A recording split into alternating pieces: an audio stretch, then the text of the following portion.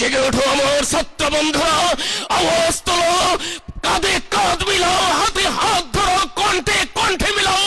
পীর সাহেব চরমনায় একজন বিপ্লবী নেতা, অর্থাৎ নেতা, মহান জাতীয় নেতা, তিনি মানবতাবাদী নেতা।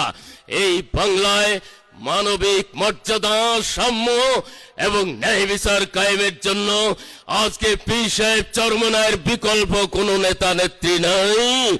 এই কথা আমরা মনে প্রাণে বিশ্বাস করি এবং এটাই বাস্তবতা, এটাই যুক্তিযুক্ত।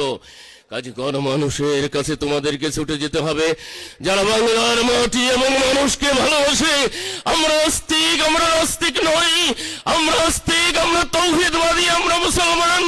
আমরা ধর্ম, জাতি, ধর্ম, বর্ণ, পেশা, শ্রেণী, স্তর নির্বিশেষে সকল বাংলা ভাষাভাষী মানুষ যাতে সম্মানজনক জীবন এবং জীবিকা নিয়ে এই বাংলার মাটিতে মৌলিক অধিকার নিয়ে বাঘ ব্যক্তি এবং মৌলিক অধিকার, সাংবিধানিক অধিকার নিয়ে বাঁচার মতো আসতে পারে।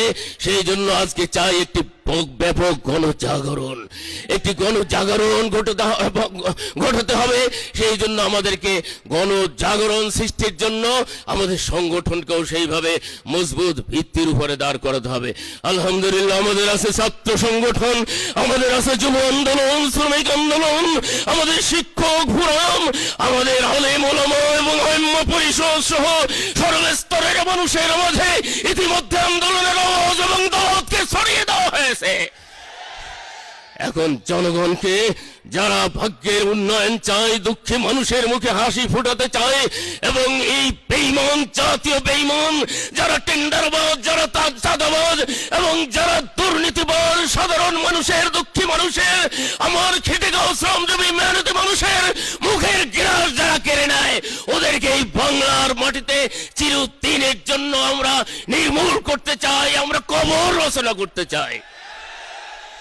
আল্লাহ আল্লাহ রসুলের দুশ্মন, স্বাধীনতার দুশ্মনদের কবর রচনা করে এই বাংলায় ইসলামী বিপ্লব কায়েম করতে হবে। সেই জন্য আমাদেরকে জোয়ার সৃষ্টি করতে হবে। গণ আন্দোলন, গণজাগরণ, গণজোয়ার, গণঅভ্যুত্থানের মাধ্যমে যারা কায়েমি স্বার্থবোধ কায়েম করেছে, জাতীয় সম্পদ যারা লুটপাট করেছে, মানুষকে নির্মমভাবে হত্যা করেছে, ওদেরকে আদালতের কাঠগড়ায় দাঁড়িয়ে ছাত্র আন্দোলন ক্ষান্ত হবে।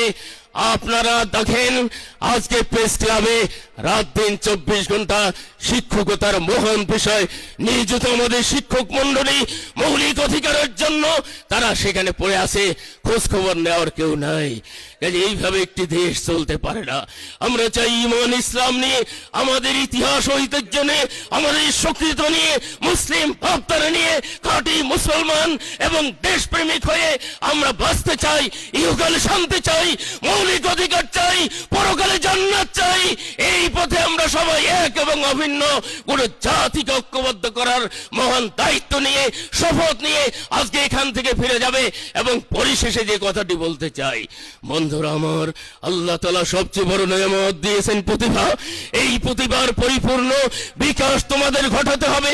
আগামী দিনে তোমরা বিজ্ঞ, দক্ষ আলেমে দ্বীন হবে, মুফাসসির কোরআন হবে, তোমরা মুহাদ্দিস হবে, তোমরা ফকিহ হবে, তোমরা দায়ী হবে, তোমরা হবে সেনাপতি, তোমরা হবে রাষ্ট্রপতি, তোমরা হবে বিচারপতি, তোমরা হবে আবিষ্কারক, তোমরা হবে উদ্ভাবক।